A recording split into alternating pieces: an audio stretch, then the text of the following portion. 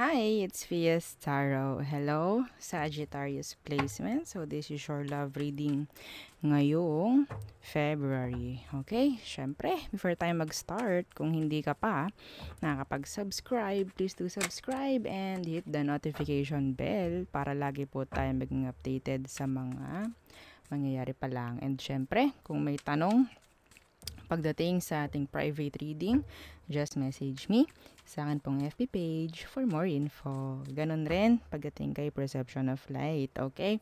And, yeah, kung may tanong po pagdating sa ating all-in-one Evil Eye Bracelet, so, ito yung black. So, meron tayong red na ganito. Okay? So, available siya in red and black strings. And, ito naman ang ating Evil Eye ring. Oo. So, yan siya. This is adjustable. Okay? And, yung ating necklace. Oo. Yung necklace is adjustable rin. Oo. Kasi may mga nagtatanong, na-adjust po? Yes. Okay? So, yeah. Message na lang kung may iba pa pong mga katanungan. Okay? So, Sagittarius placements. Okay. Who is the person on your mind? Who is the person on your mind, Sag? The Hangman. Okay, pwedeng itong taong ito is iniisip mo ngayon or palaging nasa isip mo, or pwedeng vice versa. Okay? Pwedeng Pisces. What's with the Hangman? The Four of Swords in reverse. Okay. Itong taong ito, ang hirap nitong pagsabihan. Okay? Para itong sasabihan mo, hindi naman nakikinig, hindi naman parang nakikipag-cooperate. Okay? So, hindi mo makikita. Yes, some of them ay pagkatamad. Ha? Yeah. The Eight of Pentacles in reverse. Oo, may pagkatamad yung iba sa kanila. Literal. Okay? Literal. Pwedeng walang work. Okay, so, pwedeng in general, hindi nag-workout yung connection nyo with this person. Okay. So, tingnan natin. Sagittarius. Ano bang meron pagdating sa situation? Tingnan natin. Anong meron pagdating sa sitwasyon nyo? Okay. The Justice in reverse. Hang on. Okay. So, yeah. Situation, the Justice in reverse.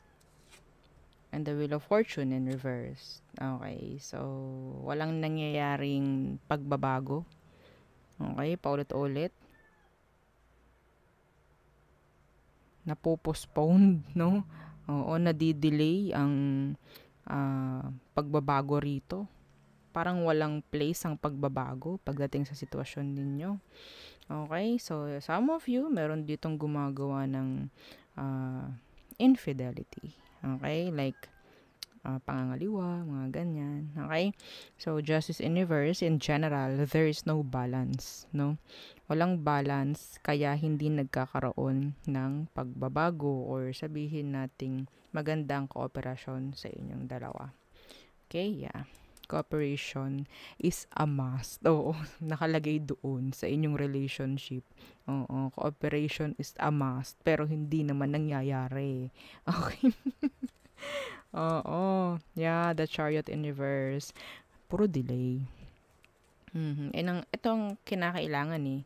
Pero hindi makita, hindi makuha. Okay? Hindi magawa. Kung hindi nagiging okay ang situation nyo, ito ang kailangan. Kung anong gusto nyong malaman, bakit ganyan, pwedeng ito yun. Kaya po nasa ilalim, kaya hindi natin makita. Ito yun. Magandang kooperasyon sa isa't isa. Okay? So, pagkakaintindihan, yan. Okay? Some of you, pwede ngang may third party. Lagi naman. No, Sag? Oo. Nag-flip si Star in reverse. Okay.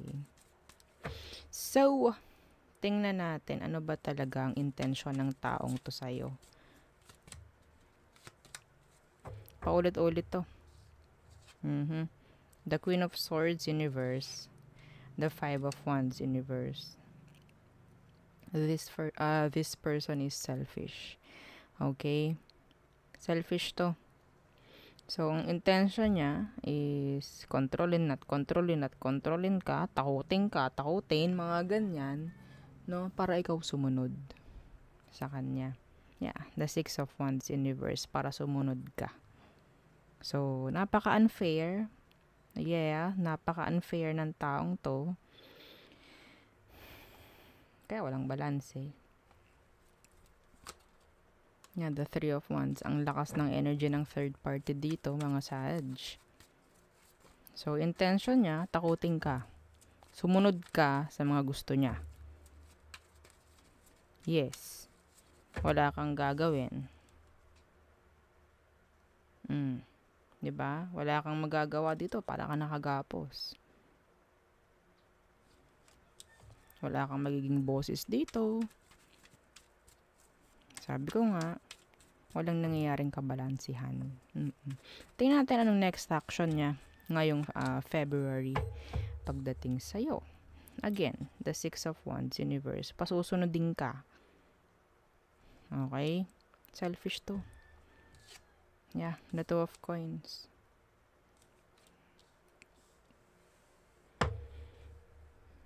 Gusto nito, masuunahin mo siya kaysa sa sarili mo.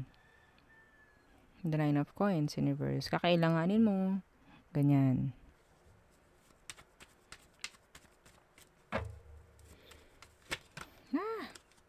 Yeah, the Eight of Cups universe. Hindi mo ako maiiwan. Hindi mo ako malalayuan. May pananakot. Yung iba rito, may pananakot na ginagawa sa inyo. Hindi yun para sa lahat, ha? Okay? So, anong kalalabasan ng connection na to ngayong February?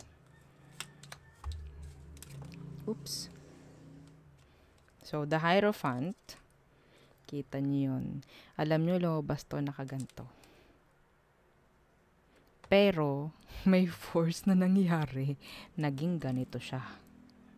Okay, so kalalabasan is pwedeng andyan yung relasyon, pero para kang nagmamakaawa. Why?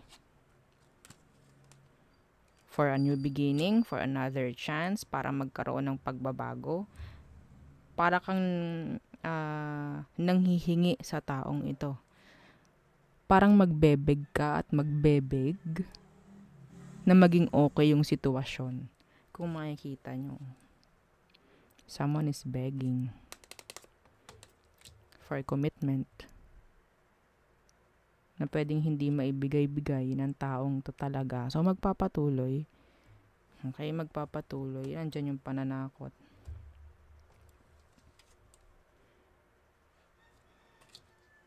Para sumunod ka. Sunod. Nakaluhod na to.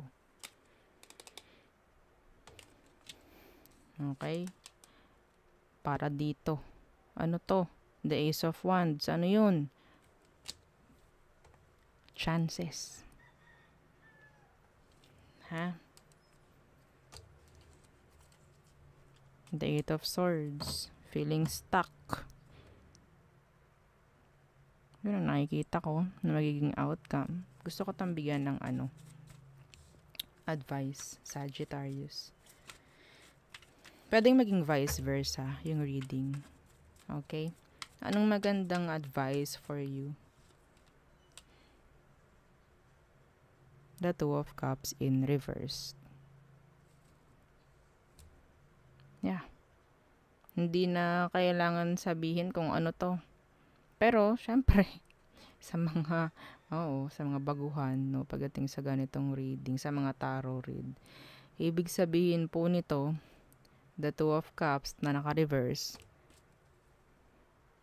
detached. Emotionally. Okay? Emotionally. Pinaka-importante, emotionally, mag-detach ka. Hindi kailangan ng emosyon dito. Okay? Matatakot at matatakot ka dahil emosyon ang nagana sa'yo. Tanggalin mo muna yun. Kapag utak na, ang gumana, hindi ko alam kung matatakot ka pa sa mga sasabihin ng taong ito. Makakapag-focus ka eh. Na 7 of Cups in reverse. Makakapag-focus ka, makakapagplano ka. Hindi ka mawiwindang. Mawiwindang ka dahil emosyon ang gagamitin or ang ginagamit ng iba sa inyo. The world universe, tuloy-tuloy pa rin to. Kung hindi mo gagamitin yung utak. Okay? Yung iba sa inyo, nagiging sex-based na lang to. Yeah. Sa totoo lang. Okay, so let's see kung ano bang meron pagdating sa all signs, Aries through Pisces. Aries, disconnection. Okay. Taurus, so their ego. Oo, talagang namumulaklak. Nagsusumigaw. Okay, Gemini, they're upset, they're sad, depressed. Okay. Thinking of you. Cancer, they're waiting. They're being patient. Leo, so nandyan yung ego ni Leo.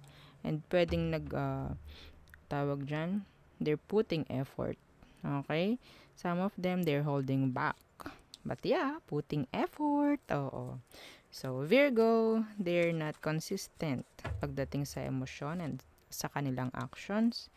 Libra, gusto nilang bigyan ng pangalawa or kung ano mang pagkakataon ng inyong situation. Okay, some of them gustong humingi ng forgiveness. Scorpio, okay, so they want your attention. Okay, hindi sila makakuha, hindi sila makagawa ng kahit anong action sa ngayon. Yung solid action, that is why parang attention lang ang kukunin nila mula sa'yo. Sagittarius, there is tension. Okay, there is like a blockage pagdating sa kanya. So, Capricorn, you have here an unfinished business. Okay, with this Capricorn. Meron ding cycle. Aquarius, they are trying to avoid you. They're being indecisive. Pisces, they're open. Okay, gusto nila maging open sa'yo. So, yun, ang aking reading for you, Sagittarius placements. And again, don't forget to like, share, and subscribe. Thank you.